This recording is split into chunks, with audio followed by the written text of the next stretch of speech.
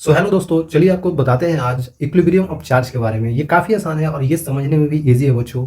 चलिए शुरू करते हैं, आपको मैं बताता हूँ क्या होता है। चलिए अच्छे से देखिए लेक्चर, ये काफ़ी आसान होगा बच्चों, ये आपको समझने में काफ़ी आसान होगा। क्या बोला जा रहा है यहाँ पे? आपको ये बोला जा रहा है कि इक्विलिब्रियम ऑफ चार्ज। इक्विलिब्रियम देखिए हर जगह पे यूज होता है बच्चों, अगर इक्विलिब्रियम समझे तो हर जगह पे यूज होता है। ठीक है, तो मतलब अगर यहाँ पे चार्ज है तो चार्ज का इक्विलिब्रियम देखेंगे, कहीं पे मास होगा तो मास का इक्विलिब्रियम देखेंगे, और कहीं पे कुछ भी होगा तो उसका इक्विलिब्रियम हम देख सकते हैं।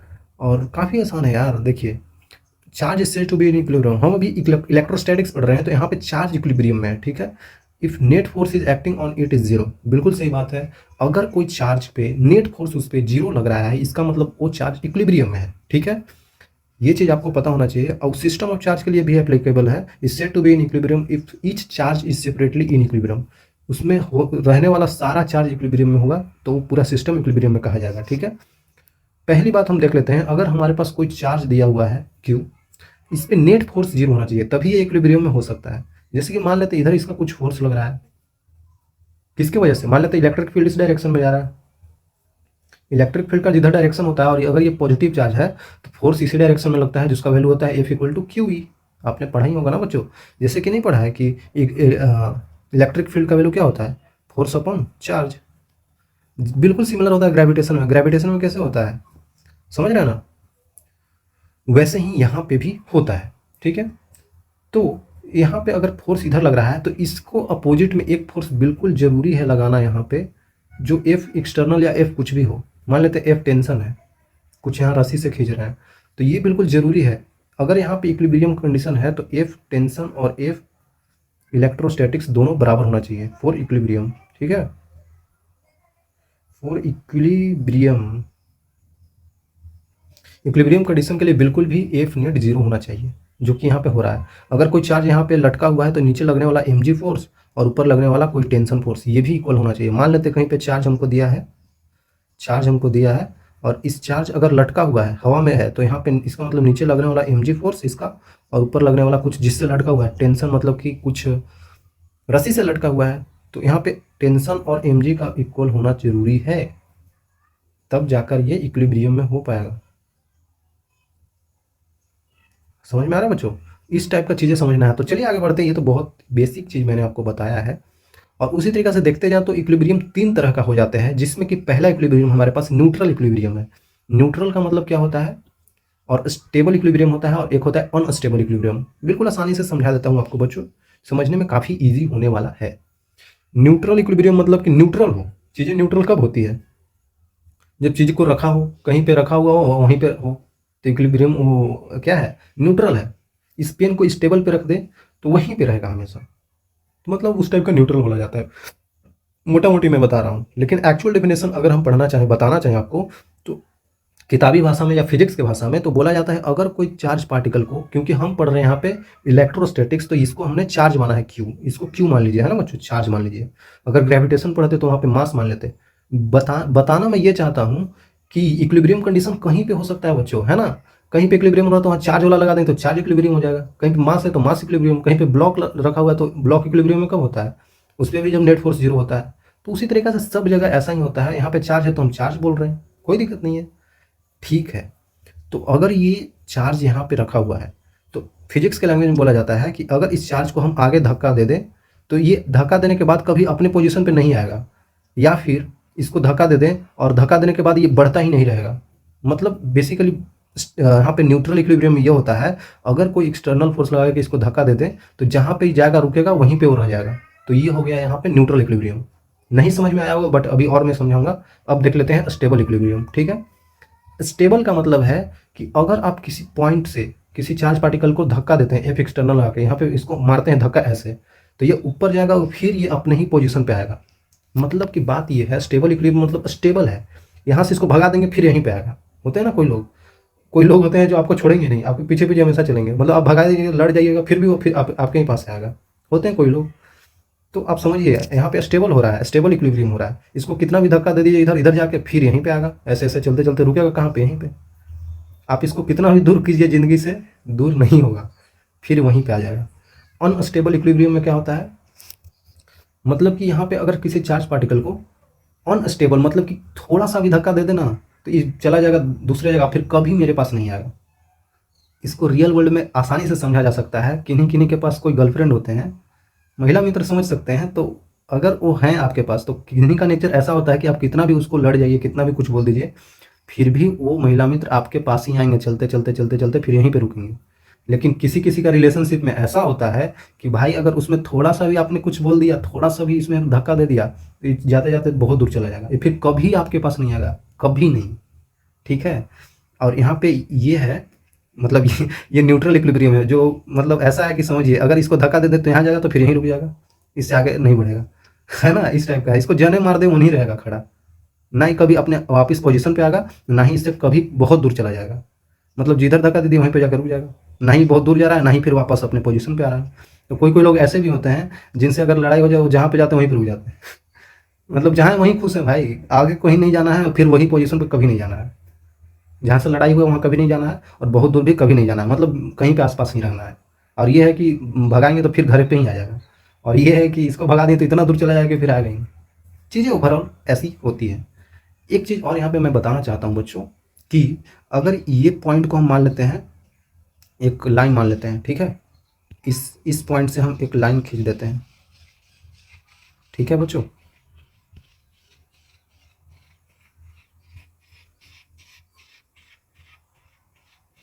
एक लाइन में इसलिए बना रहा हूँ क्योंकि इसी लाइन के अबाउट हम पोटेंशियल देखने वाले हैं।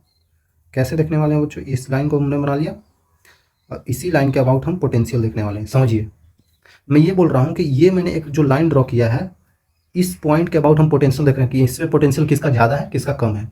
पोटेंशियल एनर्जी बोल सकते हैं, यहाँ पे पोटेंशियल नहीं है, यहाँ पे पोटेंशियल एनर्जी। पीछे ही बता रखा है कि पोटेंशियल एनर्जी क्या होता है बच्चों। ठीक है, तो ये उसका यूज यहीं पे करना है। ठीक है, देखिए ये न्यूट्रल पोजीशन पे है, मतलब कि इसका पोटेंशियल इस लाइन के रिस्पेक्ट में जीरो है। पोटेंशियल क्या है? जीरो है। पोटेंशियल एनर्जी, बार बार मैं पोटेंशियल एनर्जी इसका जीरो है। अब बच्चों कोई बॉल है हमारे पास, बॉल को हमने यहीं पे रखा है इसी लाइन पे, तो इस पे पोटेंशियल जीरो है। अगर इससे हम ऊपर ले गए तो पोटेंशियल पॉजिटिव है, अगर इस बॉल को गड्ढा खोद के अंदर ले गए तो पोटेंशियल नेगेटिव है। ये चीज़ें आपको समझ में आता होगा। ऊपर गए तो पॉजिटिव पोटेंशियल, नीचे गए तो नेगेटिव पोटेंशियल, और यहीं पे रह गए तो neutral zero potential energy. Potential energy याद रखिएगा, मैं पोटेंशियल एनर्जी की बात कर रहा हूँ। ठीक है, और यहाँ पे देखा जाए तो इस पॉइंट से जहाँ से हम नाप रहे हैं, नापने वाला को हम जीरो पोटेंशियल मानते हैं। जिस लाइन से हम नापते हैं उसको जीरो पोटेंशियल। तो इस पोटेंशियल लाइन से ये चार्ज नीचे है, मतलब यहाँ पे नीचे है तो नेगेटिव पोटेंशियल है, मतलब यू का वैल्यू यहाँ पे क्या है बच्चों? नेगेटिव है। ठीक है, यू मतलब पोटेंशियल एनर्जी। और यहाँ पे इस पॉइंट से हम नाप रहे हैं, ये जीरो पोटेंशियल लाइन है, तो यहाँ से ऊपर है ये चार्ज, मतलब कि यहाँ पे पॉजिटिव पोटेंशियल है। पोटेंशियल का वैल्यू, पोटेंशियल एनर्जी का वैल्यू यहाँ पे पॉजिटिव है। ठीक है, अब ये सब चीज़ आपको पता चल गया होगा, और ऐसा यूज होता है बच्चों, कहीं कहीं पे यूज होता है। ठीक है, तो यहाँ पे बात ये समझना है आपको कि अगर यहाँ पे जीरो पोटेंशियल है तो इसका मतलब कि डी यू मतलब differentiation of potential energy by d x zero होगा। अगर हम इसको एक बार और डिफ्रेंशिएट करने d two u by d x square, ये भी जीरो ही होगा। क्यों दो बार कर रहे हैं मैं अभी बताता हूँ। यहाँ पे क्या होगा कि यहाँ पे d u upon d x नहीं बता सकते हैं, लेकिन d two u upon d x square बता सकते हैं। किसी भी फंक्शन का अगर हम डबल डिफरेंशिएशन करते हैं और उसका वैल्यू अगर हमारे पास पॉजिटिव आ जाता है, इसका मतलब कि ये मिनिमा है। जिस पॉइंट पे ये आ रहा है ना, D you by d x zero होता है, उस पॉइंट पे ये मिनिमा होता है। ये मैथ्स में आप पढ़ेंगे बच्चों, मतलब यहाँ पे मिनिमा कंडीशन बन रहा है, मिनिमम पोटेंशियल एनर्जी। इसीलिए तो इसको मिनिमम पोटेंशियल एनर्जी बोल देते हैं। मिनिमम पोटेंशियल एनर्जी यही तो है, और इस पॉइंट से ऊपर है, मतलब यहाँ पे पता हमें चल गया कि d two u upon d x square का वैल्यू जो आएगा हमारे पास, वो आएगा हमारे पास नेगेटिव। अगर डबल डिफरेंशिएशन का वैल्यू नेगेटिव आ रहा है, इसका मतलब कि पोटेंशियल मैक्सिमा है, मतलब पोटेंशियल एनर्जी यहाँ पे मैक्सिमम है। तो मैक्सिमम आ रहा है यहाँ पे, मैक्सिमा बोल देते हैं, मैक्सिमा और मिनिमा ही बोला जाता है, तो उसी लैंग्वेज में हम लिख देते हैं मिनिमा। ठीक है, ये चीज़ आपको पता होगा बच्चों, फिर पढ़ेंगे आप मैथ्स में तो बिल्कुल आसान लगेगा कि अगर किसी फंक्शन को दो बार डिफरेंशिएट करते हैं और वैल्यू उसका पॉजिटिव आ रहा है, इसका मतलब मिनिमा कंडीशन बन रहा है, और मिनिमा ही बन रहा है मतलब नीचे जा रहा है ना, यू का वैल्यू नेगेटिव मतलब मिनिमम वैल्यू। उसी तरीके से दो बार डिफरेंशिएशन कर दिए यू का विद रिस्पेक्ट टू एक्स, जो भी फंक्शन होगा वाई होगा तो वाई में करेंगे, और अगर उसका वैल्यू नेगेटिव आ गया, इसका मतलब कि यहाँ पे मैक्सिमा कंडीशन बन रहा है, और मैक्सिमम मतलब कि पॉजिटिव वैल्यू बहुत बड़ा वाला, तो ये बड़ा वाला पॉजिटिव है। आई थिंक आपको क्लियर होगा बच्चों। तो ये चीज़ है, काफ़ी आसानी से आप समझ सकते हैं। चलते हैं आगे और चीज़ें आपको बताता हूँ। ये भी बहुत आसान सा पॉइंट है। ये बोला जा रहा है कि suppose three charges are in equilibrium, sorry three charges similar हैं, ये मतलब सब पॉजिटिव या सब negative, are placed along a straight line shown below मतलब मैं अभी दिखाने वाला हूँ कैसे। देखिए तीनों चार्जेस, जैसे एक चार्ज क्यू है और दूसरा चार्ज Q2 है। ओके ये Q1 होगा, आई थिंक ये Q1 होना चाहिए, जो भी होगा मतलब अब मेरे को नहीं पता क्या भी होगा। तो ये चार्जेस जो है ना एक ही लाइन में है, और मतलब क्या एक ही लाइन में है और सबका साइन सेम है। तो मान लेते हैं कि ये Q1 चार्ज जो होगा ना, ये Q1 चार्ज कहीं पे इसी लाइन पे होगा, मतलब मान लेते हैं बीच में होगा, मानना ही तो है। मैं आपको केस लेकर बता रहा हूँ बच्चों, तो आप मान लीजिए कि ये यहीं पे होगा, ठीक है। मान लीजिए यहाँ पे Q1 चार्ज यहाँ पे क्यू मान लेते हैं इसको, ठीक है, क्यू मान लेते हैं, और सारा का पॉजिटिव वैल्यू है क्योंकि सारा का सिमिलर चार्ज है ना। तो आप ही बताइए ना बच्चों, ये Q1 चार्ज जो है यहाँ पे, ये इसको पे इधर फोर्स लगाएगा पॉजिटिव पॉजिटिव, और ये Q2 फोर्स इस पे इधर की तरफ लगाएगा। आ रहा है समझ में, आ रहा है समझ में बच्चों, इस पे फोर्स इधर लगाएगा जो F1 लगेगा इसके वजह से, और F2 फोर्स इधर लगेगा। आ रहा है समझ में बच्चों, काफ़ी आसान है यार। ये Q1 था हमारे पास और ये हमारे पास Q2 है। तो अगर इक्विलिब्रियम होना है, फॉर इक्विलिब्रियम,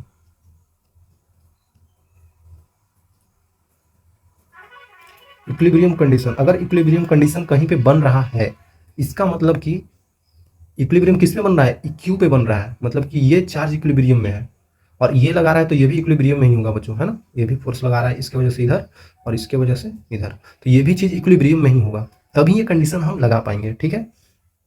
मतलब कि बात यहाँ पे ये है, तो इक्विलिब्रियम कंडीशन में दोनों फोर्स इक्वल होना चाहिए, पीछे ही तो बताया, तभी तो इक्विलिब्रियम होता है। तो F1 बराबर F2, क्या लग रहा है आपको, अगर F1 और F2 को हम इक्वेट कर रहे हैं तो F1 का वैल्यू कितना होगा, के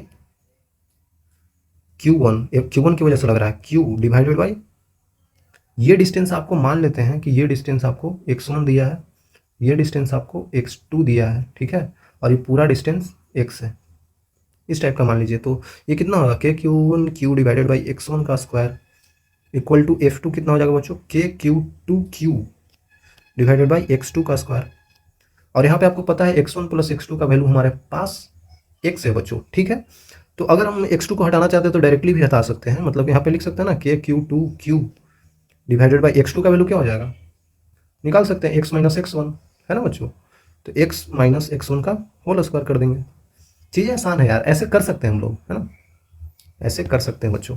तो अब इक्वल है तो इक्वल कर देते हैं। आपको क्या लगता है ये नहीं कट रहा है, के क्यू कट रहा है ना, तो काट देंगे तो यहाँ हो जाएगा Q1 और इसको Q2 के नीचे ले आए, Q2 equal to x1 square divided by x minus x1 का होल स्क्वायर।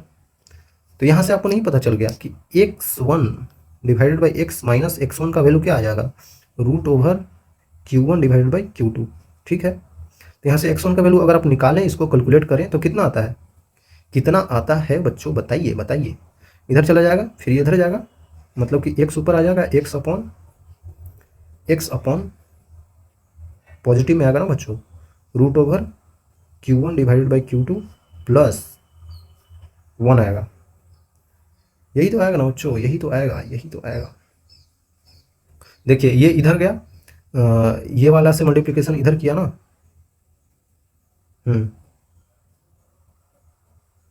एक सेकंड बच्चों, इसको मैं कैलकुलेट कर ही लेता हूँ, ये ऐसे लगता है कि गड़बड़ हो रहा है और हमें गड़बड़ नहीं करना है बच्चों। तो कितना हो जाएगा, x1 बराबर root Q1 divided by Q2 और x से मल्टीप्लाई कर दिए हैं, minus of root over Q1 divided by Q2 into x1। तो यहाँ से बच्चों आपको पता चल जाएगा कि x1 का वैल्यू जो आ रहा है हमारे पास, x1 का वैल्यू जो हमारे पास आ रहा है x times of root over Q1 divided by Q2 divided by 1 plus root over Q1 by Q2। क्या लगता है कि दोनों ऊपर नीचे तो Q1 बाई Q2 है ही, तो काट देते हैं, तो काटने पे कितना आएगा, x बचेगा ऊपर और नीचे क्या बचेगा, वही root over Q1 divided by Q2 plus 1। मैंने यही लिखा था एक्चुअली में, आंसर भी यही आ रहा है, अभी आपको दिखा दिया करके, तो आप समझ जाइएगा कि इतना आता है, ठीक है। आई थिंक क्लियर होगा बच्चों। तो x1 का वैल्यू हमारे पास ये आ गया। उसी तरीके से आप x2 भी बता सकते हैं, क्योंकि x1 प्लस x2 का वैल्यू तो x है, तो आप घटा के निकाल सकते हैं। तो आता कितना है मैं बता देता हूँ, इतना ही आता है, root over Q2 divided by Q1 plus 1, इतना ही आता है बच्चों, है ना। तो बहुत आसान है बच्चों, अगर आप चीज़ों को करना सीख लेंगे तो आसान हो जाएगा, ठीक है। ओके, तो आगे चलते हैं। ये तो काफ़ी आसान था, आप समझ गए होंगे।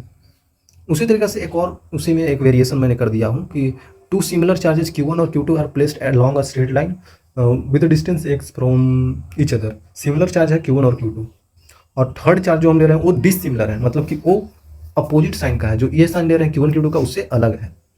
मान लेते हैं कि हमारे पास Q1 जो है और जो Q2 है, दोनों हमारे पास पॉजिटिव है, ठीक है। दोनों अगर पॉजिटिव है हमारे पास, और एक चार्ज Q लिया हूँ वो नेगेटिव ले लिया हूँ, और बिटवीन उनके बीच में ही कहीं पे रखा गया है बच्चों, है ना। मान लेते हैं यहीं पे रखा गया है, मतलब Q को, और Q क्या है, इनसे नेगेटिव है, मतलब ये सब पॉजिटिव तो ये नेगेटिव है। आई थिंक क्लियर होगा बच्चों, ठीक है ना। तो क्या लगता है कि अगर ये चार्ज नेगेटिव है, ये पॉजिटिव है, ये पॉजिटिव है, तो क्या करेंगे ये लोग, ये Q1 इसको अपनी तरफ खींचने की कोशिश करेगा, पॉजिटिव नेगेटिव, और ये भी पॉजिटिव है, ये भी अपनी तरफ खींचने की कोशिश करेगा, बिल्कुल। अब इसका मतलब इधर फोर्स लगेगा F1, अब इधर फोर्स लगेगा F2, ठीक है।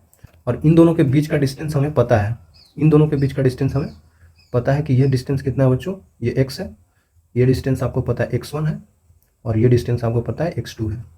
साफ साफ पता चल रहा है x1 और x2 का वैल्यू जोड़ देंगे तो हमारे पास x ही तो आएगा, ठीक है, x ही तो आएगा बच्चों। चलिए जल्दी से कैलकुलेशन कर लीजिए फॉर इक्विलिब्रियम कंडीशन।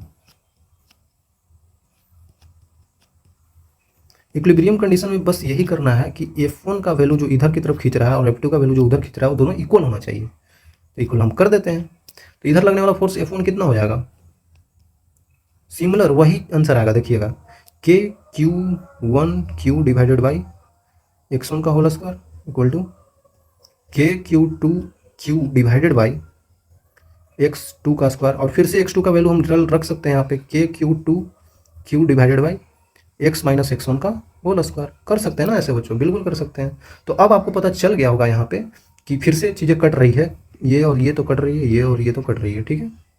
तो हम लोग यहाँ पे बता सकते हैं कि x माइनस x1 का whole square divided by x1, उनका वैल्यू क्या आ जाएगा, Q2 बाई Q1 का रूट। हम डायरेक्ट कर दिए, ठीक है, हम डायरेक्ट कर दिए। अब आपको यहाँ से बताना है तो बता सकते हैं कि x1 का वैल्यू क्या आएगा, है ना।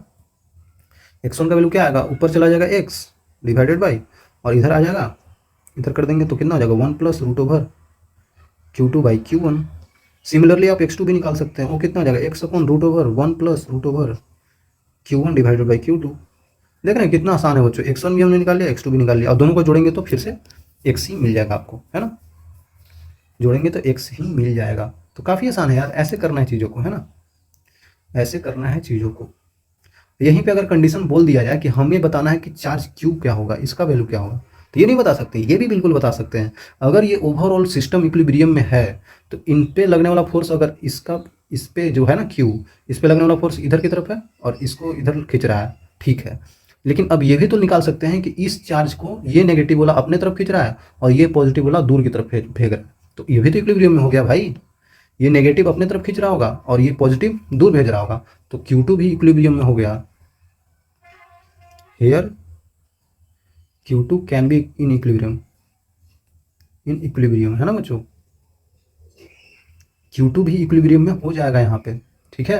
अगर Q2 इक्विलिब्रियम में हो गया, Q2 इक्विलिब्रियम में हो गया तो Q2 पे वैल्यू जीरो कर देंगे फोर्स का, तो क्या हो जाएगा, एक फोर्स लगेगा इधर की तरफ K Q2 Q divided by x2 का स्क्वायर इक्वल टू, ये हमने इस इधर लगने वाला फोर्स लिखा है ये वाला, है ना, और एक इधर भी लगेगा, ये वाली लिखता हूँ अभी यहाँ पे K Q1 Q2 divided by x का स्क्वायर, पूरा दूरी x है ना।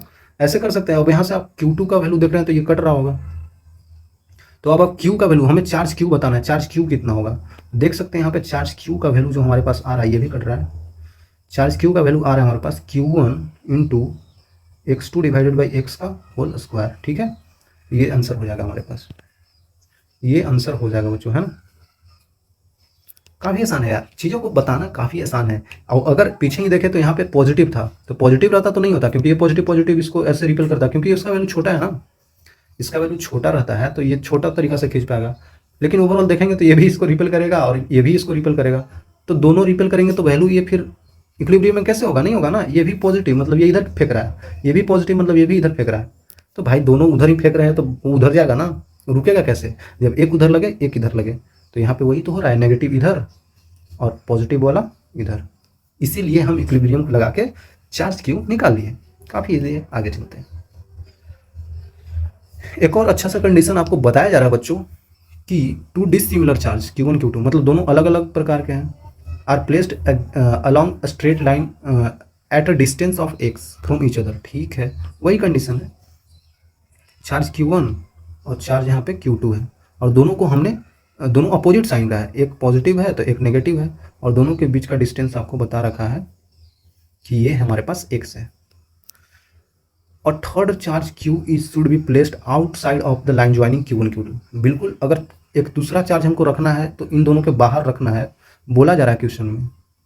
एक चार्ज हमने बाहर रख दिया Q for it to experience zero force. Okay, मतलब अब इस पे फोर्स जीरो लगना चाहिए, ये छोटा वाला Q पे फोर्स जीरो लगना चाहिए। वो कैसे लगेगा? जब ये पॉजिटिव वाला इधर फेंकेगा और ये नेगेटिव वाला अपने तरफ खींचेगा। लेकिन अगर Q1 Q2 बराबर हो जाए तो ऐसा कंडीशन कभी नहीं होगा बच्चों। ऑब्वियसली Q1 को बड़ा होना पड़ेगा, मतलब ये ज़्यादा फोर्स का मतलब ज़्यादा दूरी है ना यहाँ से, तो ज़्यादा दूरी है तो इसका ज़्यादा वैल्यू होना चाहिए Q1 का, तभी तो ये जल्दी ज़्यादा फोर्स लगा पाएगा इधर। और दूरी भी ज़्यादा है, लेकिन ये छोटा होना चाहिए क्योंकि यहाँ से दूरी छोटा है और इसका यहाँ से दूरी बड़ा है, तो इसका वैल्यू भी, चार्ज का वैल्यू भी बड़ा होना चाहिए।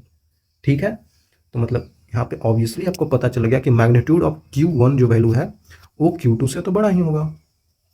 क्यों होगा बताया मैंने, क्योंकि यहाँ से इसका दूरी ज़्यादा है तो इसका वैल्यू ज़्यादा होना पड़ेगा।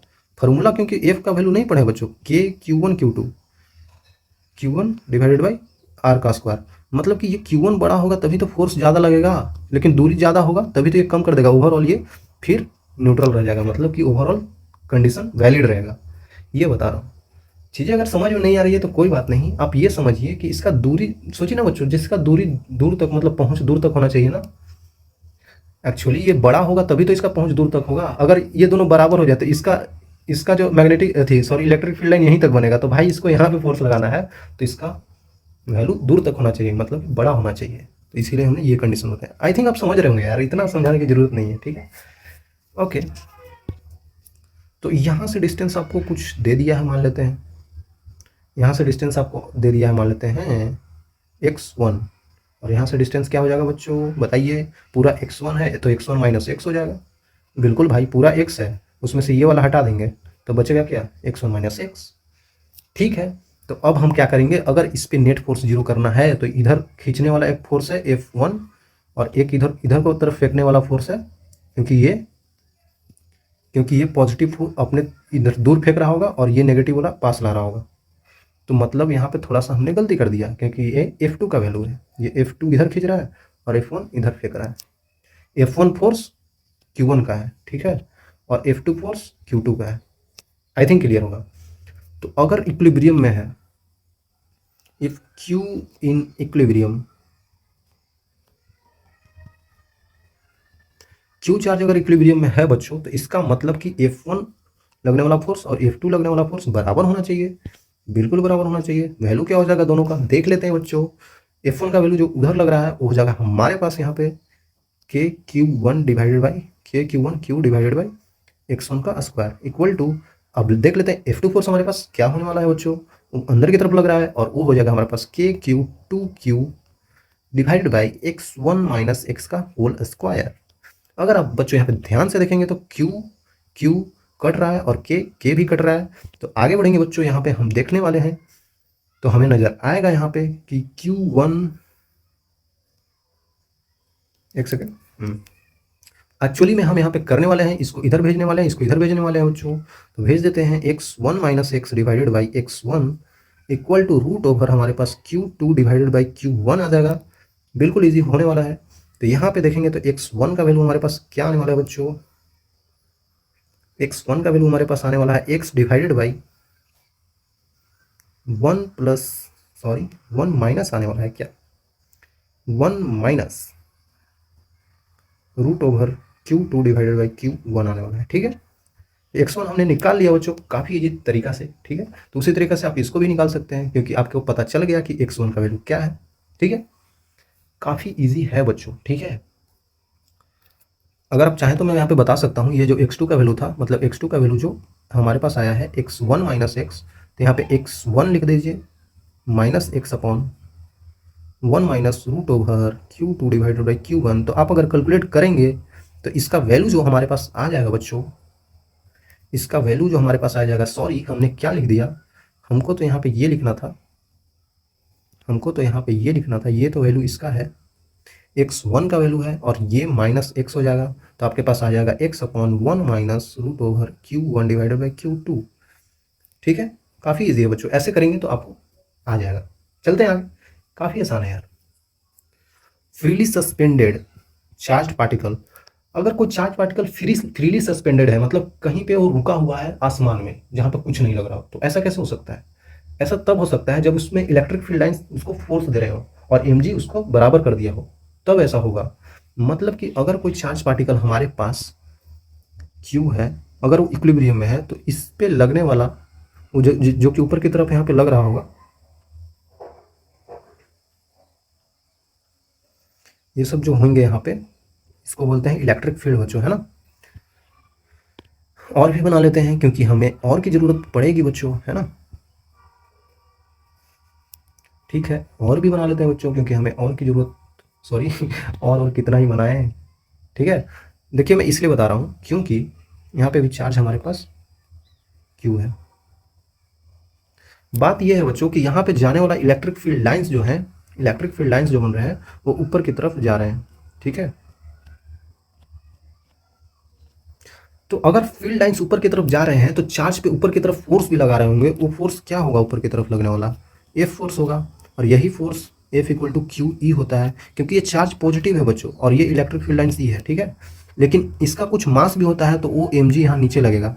अगर इक्विलिब्रियम कंडीशन में देखें, इक्विलिब्रियम कंडीशन में अगर हम देखें बच्चों, तो यहाँ पे mg का वैल्यू जो होगा वो QE के बराबर हो जाएगा। ठीक है, वही सेम केस यहाँ पे लेते हैं। अगर यहाँ पे इलेक्ट्रिक फील्ड लाइंस जो है नीचे की तरफ आ रहे हैं, ठीक है, इलेक्ट्रिक फील्ड लाइंस का वैल्यू बच्चों नीचे की तरफ आ रहा है और ये चार्ज नेगेटिव है, चार्ज नेगेटिव होता है तो ध्यान देना होगा कि इलेक्ट्रिक फील्ड लाइन में चार्ज नेगेटिव है तो फोर्स अपोजिट डायरेक्शन में लगता है। ठीक है, क्यों लगता है पूछेंगे, तो बच्चों यहाँ पे चार्ज का नेचर है, अगर नेगेटिव है तो ऊपर ही लग रहा था फोर्स, हमने एक्सपेरिमेंट के थ्रू देखा, तो इस पर लगने वाला फोर्स ऊपर की तरफ हो जाएगा, जो कि एफ है, जो कि हमारे पास F=Q यहाँ भी लिख सकते हैं। निगेटिव है तो कोई बात ना, हम डायरेक्शन दिखा रहे हैं ना, निगेटिव का मतलब सिर्फ डायरेक्शन होता है, निगेटिव तो ऊपर की तरफ लग रहा है। यहाँ पे तो जैसे जिधर फील्ड लाइन था उधर लग रहा था, यहाँ पे भी इधर फील्ड लाइन है तो इधर नहीं लगेगा ना, क्योंकि निगेटिव चार्ज है। ठीक है, लेकिन नीचे लगने वाला फोर्स इस पे mg है, ग्रेविटेशनल फोर्स। फिर से अगर देखें तो QE का वैल्यू हमारे पास mg के इक्वल हो जाएगा। ठीक है, यहाँ भी ठीक है। अब यहाँ पे कंडीशन ये मैं बताने वाला हूँ कि ये हमारे पास क्या है ना, पोटेंशियल डिफरेंस है यहाँ पे बच्चों, यहाँ पे पोटेंशियल डिफरेंस है, मतलब कि ये हाई पोटेंशियल, मतलब ये पॉजिटिव पोटेंशियल पे है। ठीक है, ये हाई पोटेंशियल पे है और ये नेगेटिव है, तो पोटेंशियल डिफरेंस इन दोनों के बीच में क्रिएट होगा। वो कौन सा पोटेंशियल डिफरेंस होगा? यहाँ से इलेक्ट्रिक फील्ड लाइन्स इधर जाएंगे, यही तो होता है, यही तो होता है बच्चों, इलेक्ट्रिक फील्ड लाइन्स पॉजिटिव से नेगेटिव में जाएंगे।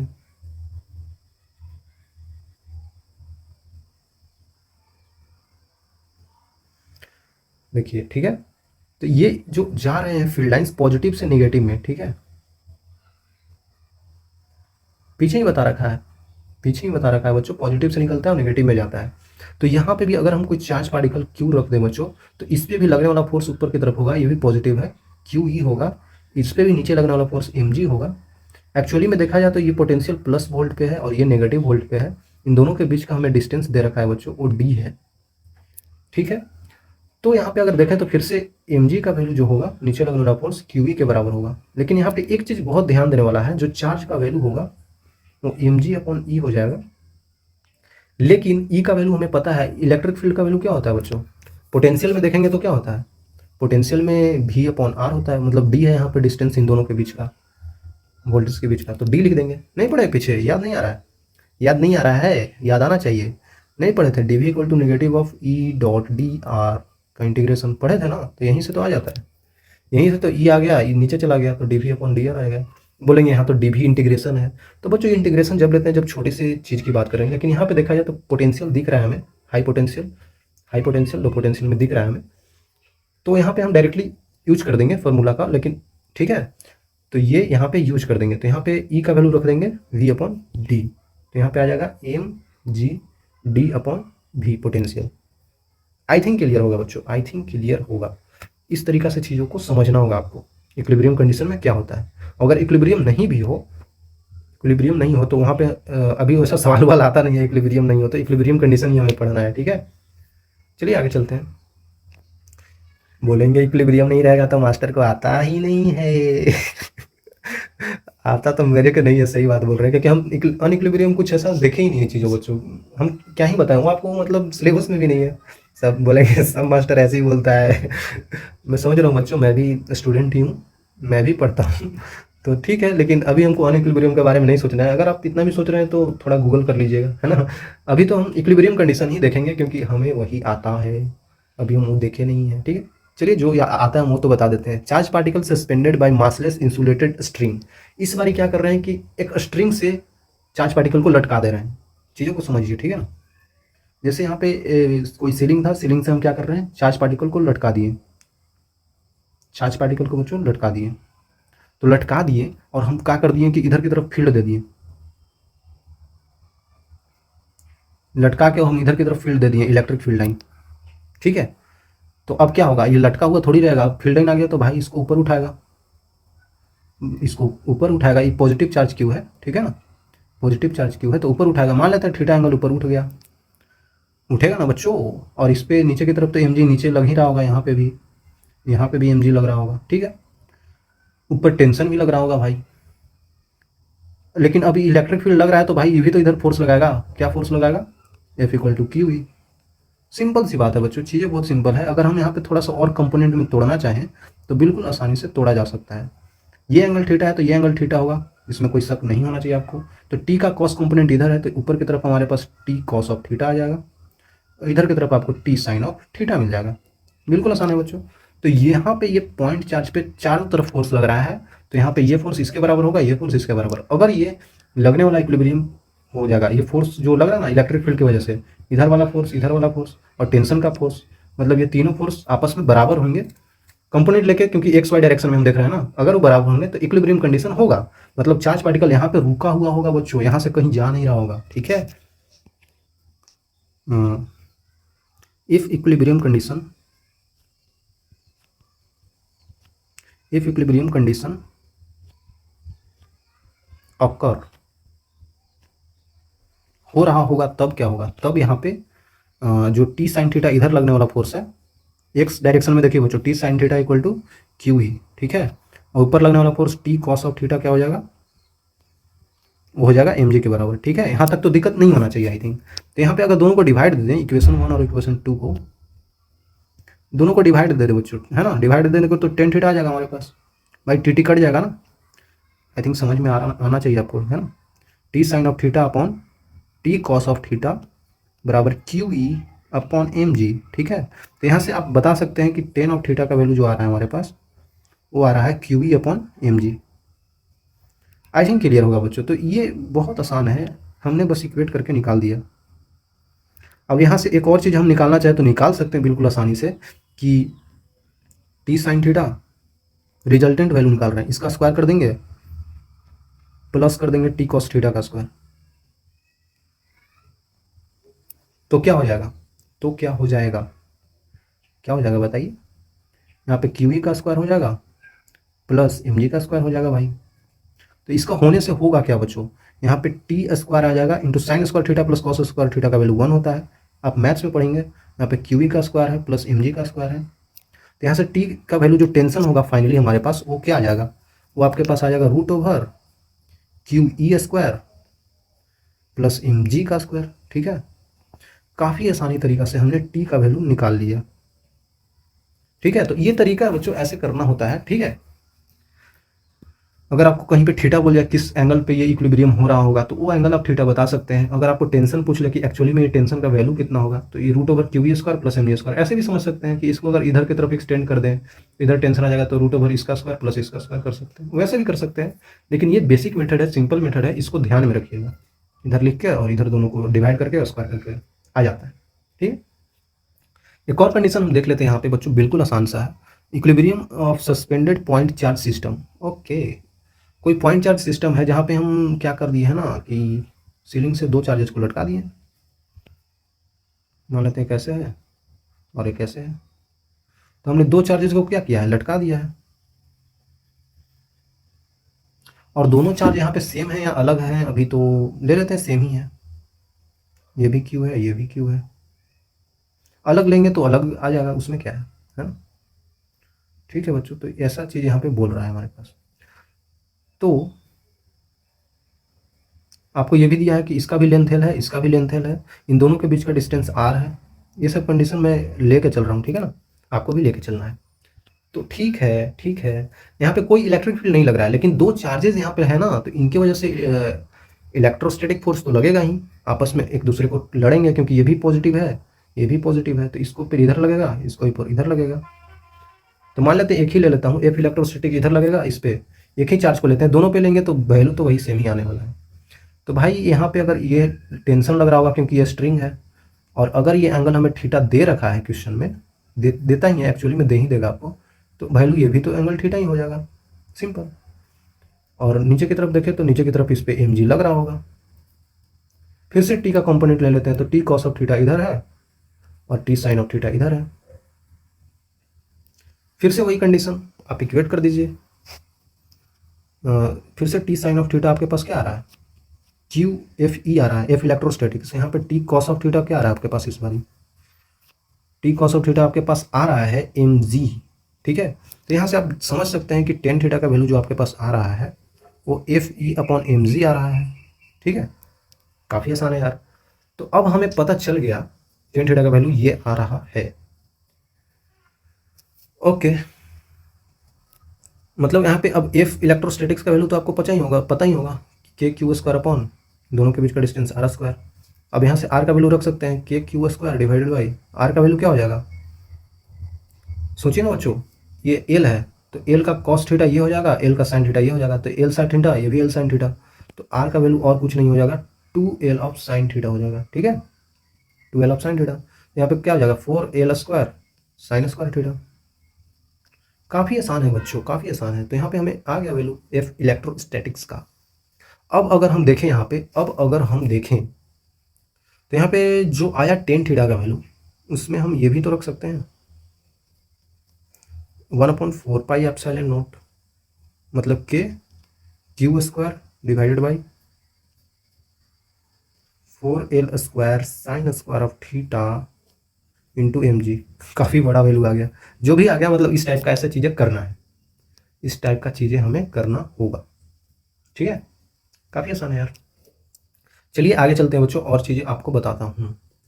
अब बोल रहा है एक और केस ले लेते हैं, equilibrium of suspended point charge system in liquid. अब क्या कर रहे हैं ना कि यही चार्ज को हम अब लिक्विड में ले जा रहे हैं, मतलब कि जो यहाँ पे हम लटकाए हुए थे चार्ज को,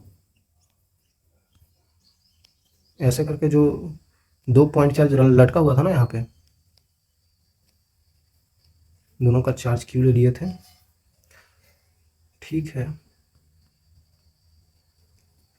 तो इसी चार्ज को हमने क्या किया है, इसी सिस्टम को हम पानी में ले गए हैं। कहाँ ले गए हैं बच्चों, पानी में ले गए हैं, ये देखिए सेम है। और हम क्या कर रहे हैं, इसको पानी में ले जा रहे हैं,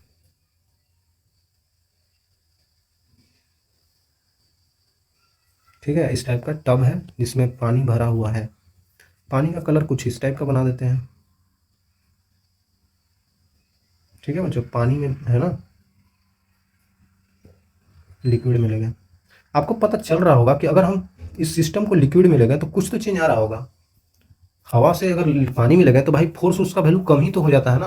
अगर आप पानी में जाते हैं तो उसमें ज़्यादा फोर्स लगाना पड़ता है हमें चीज़ों को पकड़ने में। तो यहाँ पे भी वैसा ही कुछ अगर हम देखें, वैसा ही कुछ अगर हम देखें तो यहाँ पे लगने वाला फोर्स क्या था, एफ इलेक्ट्रोस्टैटिक्स था। जो इधर फोर्स लग रहा था इस पे एफ इलेक्ट्रोस्टैटिक्स था, ऊपर की तरफ टेंशन लग रहा था, ठीक है। इस टाइप का चीज़ें हो रहा था, ये एंगल थीटा था यहाँ पे, तो ये भी एंगल थीटा हो जा रहा था। अभी पीछे बताया बच्चों, तो यहाँ पे ये आ जा रहा था आपके पास t cos of theta, sorry ये थीटा थोड़ी होगा, एंगल थीटा हो जाएगा।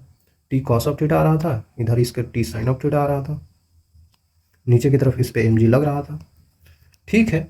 अगर इस टाइप का हो रहा था तो और चीज़ें आप नहीं बता सकते हैं कि हमारे पास खुद ब खुद यहाँ पे टेन थीटा हमने पीछे निकाला, क्या आ रहा था बच्चों, एफ ई अपॉन एम जी, ठीक है, यही तो आ रहा था। और एफ ई क्या होता है यहाँ पे, एफ इलेक्ट्रोस्टैटिक्स होता क्या है, के मतलब के मतलब वही 1/4 pi epsilon naught k Q square divided by are square, इन दोनों के बीच का दूरी। बोलेंगे बार बार क्यों बता रहे हैं गुरुजी? बार बार बताना जरूरी नहीं है, क्योंकि इनके बीच का देखिए डिस्टेंस आर ही है अभी भी, और इस पे अब लगने वाला फोर्स को आपको दिखाना है। इधर की तरफ लगेगा इस पे अभी भी एफ डैश मान लेते हैं, क्योंकि इलेक्ट्रोस्टैटिक फोर्स अगर मीडियम बदल दिया जाए तो इलेक्ट्रोस्टैटिक फोर्स भी बदल जाता है। नीचे की तरफ जो mg लग रहा होगा वो भी बदल गया होगा, क्योंकि यहाँ पे हमें दे रखा है कि लिक्विड का डेंसिटी जो है ना वो रो है, लिक्विड का डेंसिटी रो दे रखा है। ऊपर की तरफ टेंशन सेम होगा, टेंशन तो वही लगेगा। तो भाई डेंसिटी रो है ना, तो आपको पता होगा पानी एक बायोंट फोर्स ऊपर की तरफ लगाता है, तो पानी एक ऊपर की तरफ बायोंट फोर्स लगाता है जिसका वैल्यू होता है रो भी जी। मतलब कि रो है डेंसिटी ऑफ लिक्विड, वॉल्यूम हो है इस पार्टिकल का वॉल्यूम जो स्फीयर टाइप का उसका वॉल्यूम है, और इंटू जी है। जी मतलब नीचे लगने वाला जी। ये तो बायोंट फोर्स को ऊपर फेंक रहा होगा तो ये ऊपर चला जाएगा, नहीं अब इसको रोकने के लिए नीचे की तरफ mg भी लग रहा होगा, इसको रोकने के लिए नीचे की तरफ mg भी लग रहा होगा, ठीक है, इस बॉल पे। तो नीचे की तरफ mg मतलब आखिरकार ये चीज रुका हुआ है ना बच्चों एक जगह पे, मतलब नीचे वाला फोर्स ज्यादा है तभी तो रोक के रखा है, नहीं तो ऊपर भाग जाएगा भाई खाली ये लगेगा तो ऊपर भाग जाएगा, लेकिन नीचे वाला फोर्स इसको रोक के रखा है, मतलब ये बड़ा है, mg माइनस रो भी जी हो जाएगा, इसका मतलब ये हुआ, मतलब mg माइनस का रो भी जी हो जाएगा, ठीक है। क्यों हुआ? क्योंकि नीचे वाला फोर्स बड़ा है ऊपर वाला फोर्स से, ठीक है। टेंशन तो लग ही रहा है, एंगल थीटा चेंज ही नहीं हुआ है क्योंकि हमने एंगल थीटा चेंज नहीं किया है। फिर से ऊपर की तरफ टी कॉस ऑफ थीटा ही लग रहा होगा, इधर की तरफ टी साइन ऑफ थीटा ही लग रहा होगा। अगर यहाँ तक आपको समझ में आ गया है तो आपको क्या लगता है, फिर से यहाँ पे इक्विलिब्रियम हो गया ना, इधर वाला एफ डैश फोर्स इसका इक्वल, तो चलिए हम इक्वल करते हैं बच्चों। मतलब कि टी साइन ऑफ थीटा आपके पास जो आ रहा है वो एफ डैश के बराबर है, टी कॉस ऑफ थीटा जो आपके पास आ रहा है वो आपके पास mg माइनस रो भी जी के इक्वल है, ठीक है। रो क्या है? डेंसिटी ऑफ लिक्विड, बता देता हूं आपको, डेंसिटी ऑफ लिक्विड। अगर आप पहला लेक्चर देखे हो तो पहला लेक्चर, या फिर नहीं पहला नहीं, कूलम्ब्स लॉ में मैंने बताया था, थर्ड लेक्चर है, ठीक है। थर्ड लेक्चर में हमने ये चीज बताया था बच्चों कि अगर चार्ज पे लगने वाला फोर्स के बीच में कुछ मीडियम ला देते हैं, मतलब पानी ला देते हैं, ग्लास ला देते हैं, वाटर ला देते हैं, माइका कोई ला देते हैं, कोई मेटल ला देते हैं, तो इनके बीच में इलेक्ट्रोस्टैटिक्स लगने वाला फोर्स चेंज हो जाता है। कितने से चेंज हो जाता है? जो इस मटेरियल का के होता है, के क्या होता है? डाइलेक्ट्रिक कांस्टेंट, ठीक है, पीछे बता रखा है थर्ड लेक्चर में, के होता है इसका डाइलेक्ट्रिक कांस्टेंट, डाइलेक्ट्रिक कांस्टेंट होता है बच्चों, ठीक है। वो बताता है कि ये लिक्विड का जो कितना, मतलब ये फोर्स को कम कर देता है। एयर है यहाँ पे, क्या है बच्चों? एयर है, ठीक है, और यहाँ पे क्या है? लिक्विड है। तो एयर में के का वैल्यू जो नापा जाता है 1 होता है, और उसी के रिस्पेक्ट में के का वैल्यू वाटर का हो जाता है 80 के आसपास होता है। मतलब जो जितना ज़्यादा डेंस होता जाता है ना उसका के का वैल्यू बढ़ता जाता है, ठीक है, उस टाइप का चीज़ इसमें बोला जाता है। तो बोला जाता है कि जो फोर्स का वैल्यू है ना वाटर में वो 1/k टाइम्स हो जाता है जो एयर में होता है, ठीक है। ये चीज़ आपको ध्यान देना है, ये चीज़ आपको ध्यान देना है, ठीक है। ऐसा होता है, वाटर हो या फिर कोई भी मीडियम में अगर हम ले गए हों, कोई भी मीडियम में, यहाँ पे लिक्विड है, लिक्विड लिया गया तो हम यहाँ पे लिक्विड ही लिख देते हैं ना, तो लिक्विड में ले गया तो 1/k times of F in air हो जाता है। तो वही एफ डैश का वैल्यू यहाँ पे क्या हो जाएगा, यही एफ डैश का वैल्यू यहाँ पे क्या हो जाएगा, 1/k times of force in air. Air में क्या था? एयर में तो यही है, एयर में क्या है? यही तो है, एयर में लगने वाला फोर्स यही तो है। तो चलिए आगे चलते हैं बच्चों। तो इनको दोनों को डिवाइड दे दीजिए, किधर गया, इन दोनों को हम डिवाइड दे देते हैं, तो डिवाइड देंगे तो टी कट जाएगा, तो साइन थीटा अपन कॉस थीटा टेन थीटा हो जाएगा। देखिए यहाँ पे टेन थीटा इक्वल टू ऊपर वाला चीज ऊपर ही रह जाएगा, F dash upon mg minus rho V ji. I think आपको दिक्कत नहीं होना चाहिए, ठीक है। तो एफ डैश का वैल्यू आपको पता ही है, एफ डैश का वैल्यू क्या आया है, के, एक सेकेंड, एफ डैश का वैल्यू आपको पता है तो यहाँ पे लिखना जरूरी है क्या? जरूरी है तो लिख देते हैं, या फिर नहीं भी जरूरी है बच्चों, क्योंकि लास्ट में जो चीज़ हमको निकालना है ना उसके लिए वो जरूरी है। निकालना में क्या है, निकालना में क्या है, वो चार्ज का वैल्यू निकालना है, ये जो चार्ज है इसका वैल्यू कितना होगा वो बताना है, ठीक। चलिए तो यहाँ पे देखा जाए, यहाँ पे देखा जाए तो यहाँ पे टेन थीटा का वैल्यू ये आ रहा है, एयर में टेन थीटा का वैल्यू ये आ रहा है, और वाटर में टेन थीटा का वैल्यू ये आ रहा है। तो हम इन दोनों चीज़ को इक्वेट नहीं कर सकते हैं, एफ ई अपॉन एम जी जो एयर में आ रहा था, एयर में टेन थीटा का वैल्यू क्या आ रहा था, एफ ई अपॉन एम जी, और ये आ रहा है वाटर में, ठीक है। तो इसी का वैल्यू ऐसे भी बोल सकते हैं, एफ डैश क्या आया था, one upon k times, one upon k times F electrostatics upon m g minus rho V g, इस टाइप का आ रहा था, है ना बच्चों, इस टाइप का आ रहा था हमारे पास। तो क्या हो जाएगा, दोनों को टेन थीटा इक्वल कर देते हैं, ये और ये, मतलब कि f E upon m g equal to f E upon k times of m g minus rho b g. तो अब हमारे पास ये दिख रहा है कटता हुआ एफ ई। तो यहाँ पे एक्चुअली में हम के का वैल्यू बता रहे हैं हमें याद ही नहीं था। तो यहाँ पे के का वैल्यू क्या आ जाएगा बच्चों, ऊपर आ जाएगा m g divided by m g minus rho V g, ठीक है। तो यहाँ पे वन अपॉन कर देते हैं, तो वन माइनस क्या हो जाएगा, जी जी कट जाएगा, तो रो इंटू भी डिवाइडेड बाई एम आ जाता है। तो यहाँ पे देखा जाए तो जो चार्ज था, चार्ज का कुछ चीज़ें आपको बता देता हूँ कि चार्ज का डेंसिटी क्या था, डेंसिटी क्या था, सिग्मा था, और इसका मास एम था, और इसका वॉल्यूम भी था, ठीक है। तो यहाँ पे बोल सकते हैं हम लोग कि density equal to mass per unit volume charge के लिए। तो यहाँ पे आपको पता चल गया कि के का वैल्यू जो वन अपॉन में आ रहा है, वन माइनस रो जो लिक्विड का है अपॉन में एम अपॉन कर देंगे ना, तो देखिए एम अपॉन भी है, तो एम अपॉन भी करेंगे तो नीचे ही तो आएगा, तो ये सिग्मा नीचे आ जाएगा बच्चों। काफ़ी आसान है यार, काफ़ी आसान है बच्चों, ठीक है। तो ये के का वैल्यू आ गया। एक्चुअली में हमें के का वैल्यू ही निकालना था, के मतलब कि यहाँ पे डायरेक्ट्रिक कांस्टेंट का वैल्यू क्या होगा, ठीक है। तो के का वैल्यू किसी भी चीज़ का अगर आप निकालना चाहें तो ऐसे निकाल सकते हैं, ठीक है, किसी भी चीज़ का। ये लिक्विड का है, जो यहाँ पे मटेरियल होगा लिक्विड लिख देता हूँ, और यहाँ पे ये चार्ज का है, तो इसके रिस्पेक्ट में आप किसी का भी निकाल सकते हैं, ठीक है। काफ़ी आसान है बच्चों, ऐसे करेंगे तो हो जाएगा। इसमें और भी चीज़ें आपसे पूछी जा सकती है। अब आपने के निकाल ही लिया तो आप एफ इन एथी भी बता सकते हैं, एफ इन लिक्विड क्या होगा, के का वैल्यू आ गया, एफ इन एयर से इसमें गुना कर दीजिए, वो भी निकाल सकते हैं। और हमने क्या बोला था, चार्ज का वैल्यू भी निकालना है, तो एफ इन एयर आ जाएगा, तो इन दोनों को इक्वेट कर देंगे तो के का भी वैल्यू आ गया है, तो वहाँ से क्यू भी निकाल सकते हैं आप, क्यू स्क्वायर जो आया था। काफ़ी आसान है बच्चों, करेंगे तो हो जाएगा। आगे चलते हैं, चलिए एक सवाल कर लेते हैं, काफ़ी आसान सा बच्चों। टू चार्जेस दिया हुआ है, +4q और q are placed at a distance of L apart and the third charge Q is so placed that all the three charges are in equilibrium, ठीक है। मतलब कि थर्ड चार्ज Q को कहाँ पे प्लेस करें कि ये ओवरऑल सिस्टम इक्विलिब्रियम में हो जाए। बात ये बोला जा रहा है कि एक जगह प्लस का 4q है और एक जगह प्लस का q है, ठीक है, और थर्ड चार्ज Q है जो कहीं पे रखा गया है ताकि ये पूरा सिस्टम इक्विलिब्रियम में हो जाए। मतलब कि लोकेशन बताना है और मैग्नीट्यूड बताना है थर्ड चार्ज का। क्या लगता है आपको, ये प्लस है, ये भी प्लस है, तो अगर इसको मैं यहाँ पे रख दूँ तो इधर खींचेगा इधर खींचेगा, ठीक है, सही है, जो यहीं पे रख देते हैं।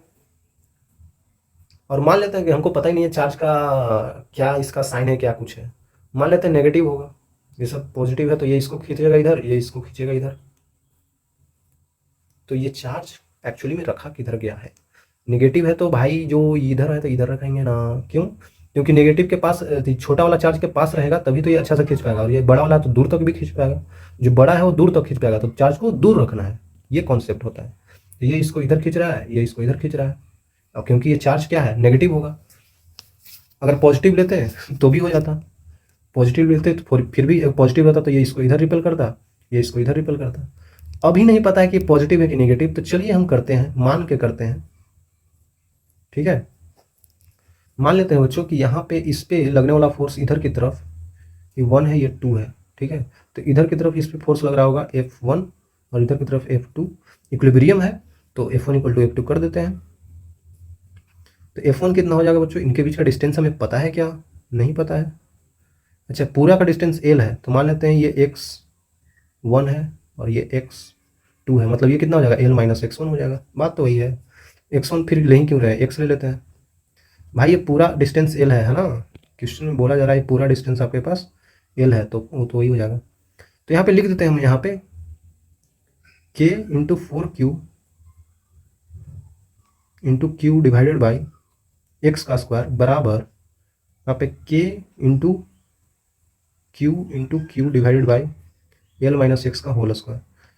ठीक है, तो यहाँ पे आपको दिख रहा होगा कि के कट रहा है, क्यू भी कट रहा है। तो एक्चुअली में हमारे पास बचा क्या, वो बचा हमारे पास क्यू भी कट रहा था, तो यहाँ पे हो जाएगा +-2 बराबर x upon L minus x. करेंगे तो कैलकुलेशन यही आएगा। तो यहाँ पे अगर प्लस ले लें और एक बार माइनस ले लें, प्लस और एक बार माइनस, ठीक है। तो प्लस ले लेंगे तो क्या हो जाएगा बच्चों, प्लस ले लेंगे तो क्या हो जाएगा 2l माइनस 2x बराबर x। माइनस ले लेंगे तो -2l प्लस 2x प्लस बराबर x। ठीक है, तो यहाँ पे हम बता सकते हैं x का वैल्यू जो आ रहा है वो 2l/3 आ रहा है। ठीक है, और यहाँ पे x का वैल्यू जो आ रहा है बच्चों वो क्या आ रहा है, 2l आ रहा है। ठीक है, 2l और 2l/3। तो क्या दिख रहा है ऑप्शन में, l तो दिख नहीं रहा है, 2l तो दिख नहीं रहा है, l नहीं लेंगे तो हमारे पास लेना क्या है 2l/3। तो 2l/3 यहाँ पे है, और distance from 4q charge, 4q charge से x था, तो मतलब x का ही तो वैल्यू आया, तो 4q, और चार्ज का वैल्यू क्या होगा वो बताना है। तो एक्चुअली में आंसर तो दिख ही गया, आंसर तो सी होगा, और वैल्यू बताना है ये कैपिटल चार्ज q का। अगर ओवरऑल, फिर से बता रहा हूँ, ओवरऑल इक्विलिब्रियम में है सिस्टम, तो आप इस पर जो फोर्स लगा रहे थे तो अब यही फोर्स इस पर लगा दीजिए, प्लस की वजह से इधर और नेगेटिव की वजह से इधर, तो अब ये इक्विलिब्रियम में कर देते हैं तो आपको पता चल जाएगा। इस पर लगा दीजिए फोर्स, मतलब ये तो नेगेटिव ही होगा, पता चल गया। मतलब उस पर फोर्स लगाएंगे तो कितना हो जाएगा, एक फोर्स हो जाएगा, ये देखिए इधर वाला, और एक लगेगा इधर वाला। ठीक है, तो वो हम क्या बोलेंगे यहाँ पे, k into 4q into Q divided by L का स्क्वायर बराबर, अब कर देंगे यहाँ पे ये वाला k Q divided by L minus x का होल स्क्वायर। सिंपल है यार, सिंपल है बच्चों। तो यहाँ पे आप देखेंगे कट रहा होगा चीज़ें, k एक सेकेंड, हमारे पास निकालना क्या है, क्यू है ना ये, हाँ क्यू है, हमारे पास कैपिटल क्यू निकालना है। तो हमारे पास ये क्या है, क्यू और क्यू है। तो एक क्यू हमें कटता हुआ दिख रहा है, ये वाला और ये वाला, के भी दिख रहा है। तो अब आपके पास यहाँ पे आ गया होगा, क्या आ गया होगा, क्या आ गया होगा बच्चों, तो l minus x upon l का whole square into 4q equal to q. तो क्यू का वैल्यू आ गया ना, एक्स का वैल्यू पता है, वैल्यू पुट करके आंसर निकाल लीजिए बच्चों जल्दी से। इसका वैल्यू यहाँ पे पुट कर दीजिए और क्यू का वैल्यू निकाल लीजिए, जो कि आएगा लास्ट में इतना ही। ठीक है, चलते हैं आगे, करते हैं सवाल। ओके, ये तो यहीं पे हो गया, चलिए कोई बात नहीं। तो ब्लैंक पेज छोड़ दिया था ऐसे ही। बोला जा रहा है charge q placed at the centre of line joining two charges, two equal charges q. Okay, मतलब एक ये वाला है, एक ये वाला है, इनके बीच में कहीं पे हमने रख दिया है छोटा सा charge q. System of 3 charges are in equilibrium, तो क्यू का वैल्यू क्या होगा, सिंपल सी बात है यार, चार्जेस इक्विलिब्रियम में है, सेम चार्ज का है, प्लस प्लस, तो इस पे लगने वाला फोर्स इधर होगा, इस पे लगने वाला फोर्स इधर होगा, मतलब के, मतलब इधर लगने वाला फोर्स जो होगा, यही लगने वाला फोर्स इधर होगा, दोनों इक्वल ही होगा। तो हमें वैल्यू ऑफ क्यू बताना है, मतलब ये चार्ज का वैल्यू क्या होगा।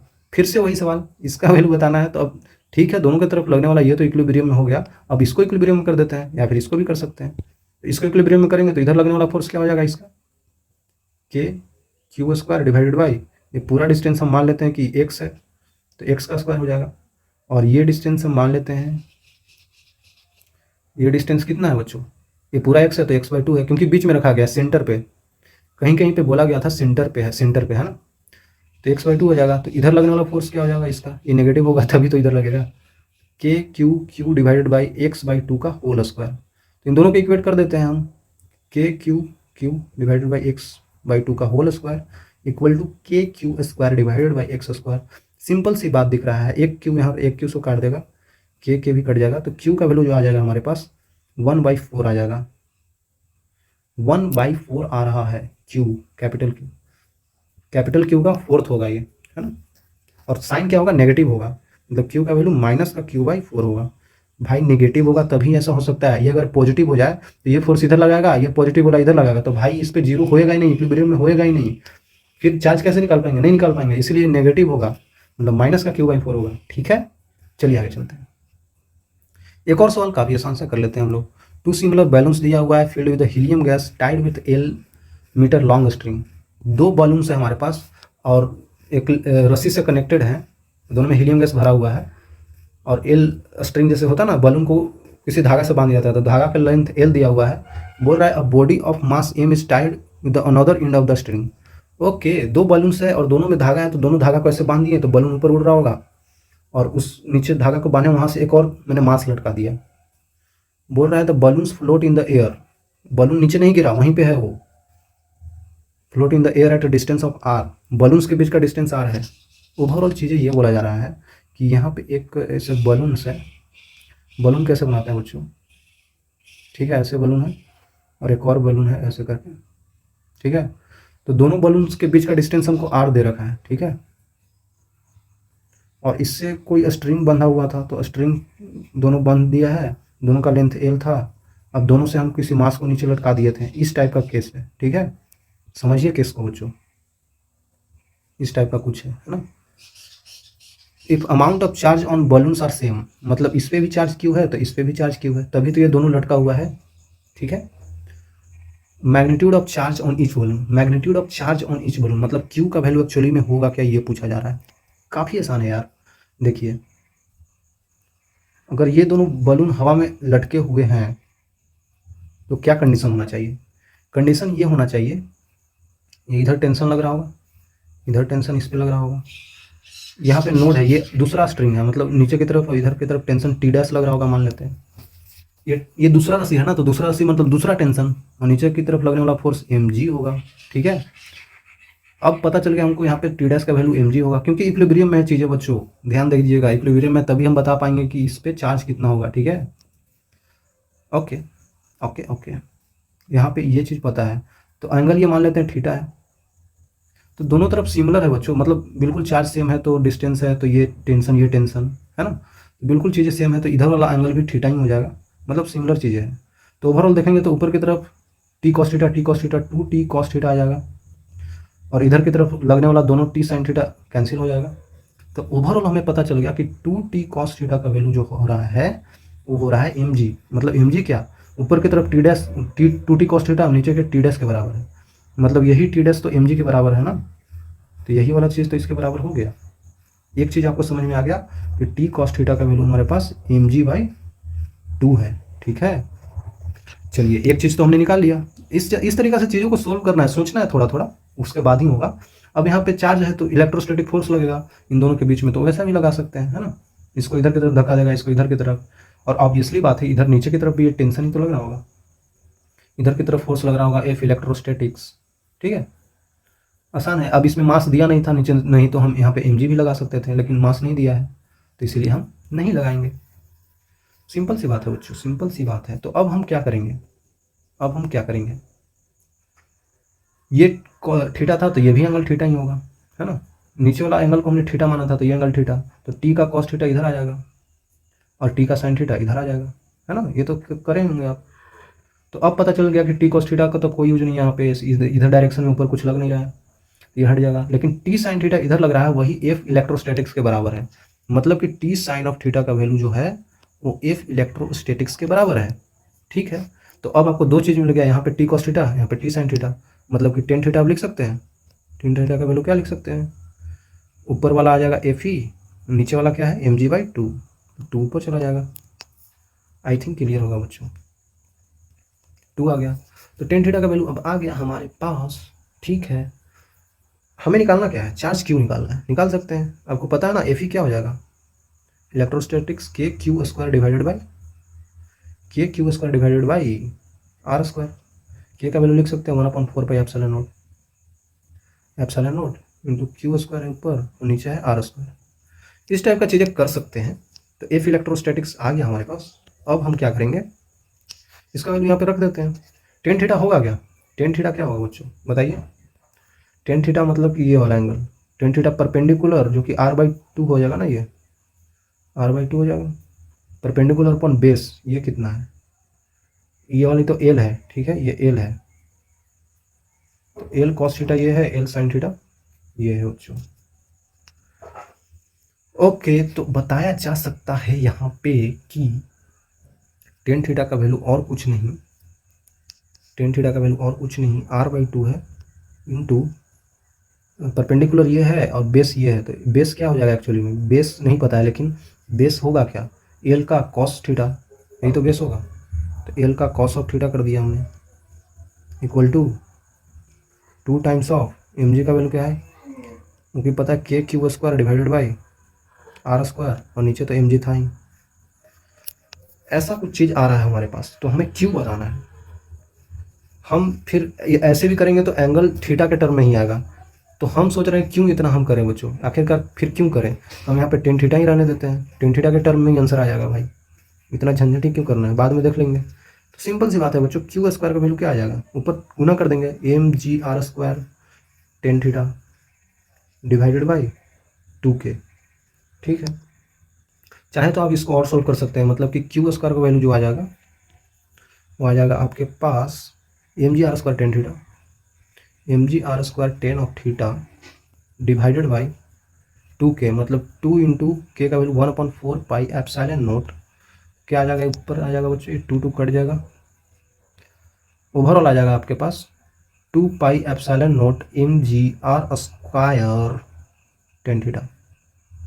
अब बच्चों क्यू का वैल्यू हमारे पास आ गया √2 pi epsilon naught m g r square tan of theta. बोलेंगे भाई इतना बड़ा आंसर कैसे आ जाता है, ये आंसर हो जाएगा, आंसर हो जाएगा, सिंपल है बच्चों, करेंगे तो हो जाएगा। देखिए ऐसा सवाल आएगा, बिल्कुल आता है, आसान सवाल ही है ये, है ना, आसान सवाल ही है, चीज़ों को करेंगे तो होगा। चलते हैं आगे, आगे तो कुछ नहीं है, तो यहाँ पे हम लिख देते हैं आपके लिए बड़ा वाला थैंक यू। मिलेंगे आगे बच्चों, तब तक के लिए ओके बाय।